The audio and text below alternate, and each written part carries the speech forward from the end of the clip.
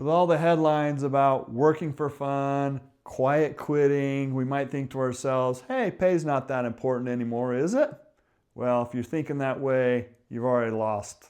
Don't let the headlines fool you. Pay is still very, very, very important. But there's still a little bit of a disconnect that some companies don't see.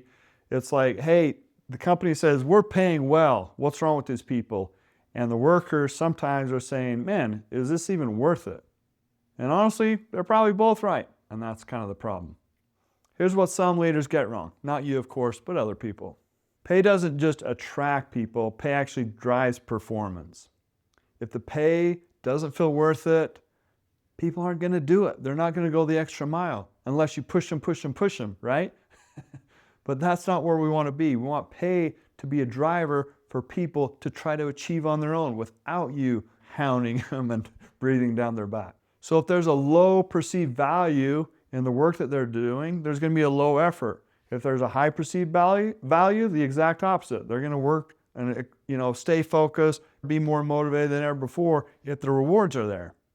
They're not confused. They're just responding to the structure and the design of your comp plan that you've set in place. Now, to be fair on my young people, on the younger salespeople out there in the younger crowd, they do want more than just pay. Pay is a big factor, but they do want other things. Flexibility. They want time to enjoy their life.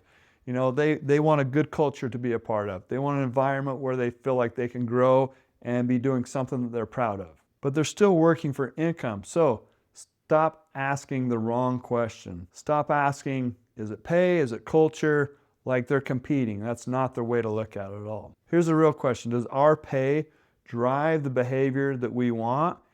And backing up, does our pay attract the kind of people that we want in our organization? Here's the model. So after 10 years working with sales teams, granted, I didn't figure this out the first year I was running sales teams, sadly. It took me a few years later, but here's the model. So pay is going to attract the top talent. Second, pay is going to drive their performance. And then third, culture is what makes people stay in your organization. Pay is going to get them in the door. It's going to attract the right people. Second part on pay is it's going to drive the results that you want. So you got to attach your pay to what you want happen. In our case, pay was attached to creating sales. Nothing else. Sales only. That's what we wanted. And then the culture is going to wrap itself around all that. So here's a simple model. Pay gets them in the door. Pay is going to drive performance. And then culture is going to keep them in-house. But if pay is off, you never get those first two things. You don't attract the top talent and you don't drive the right performance.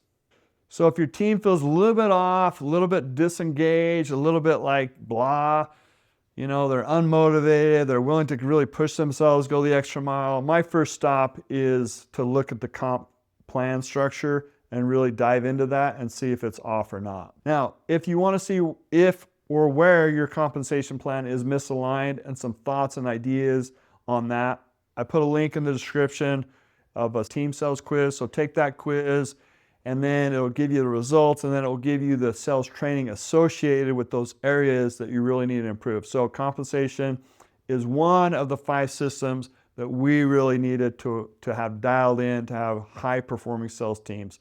So take the quiz and get your results and your scorecard and your individual plan to kind of move that forward. So you can check out that link below and we'll talk to you guys soon.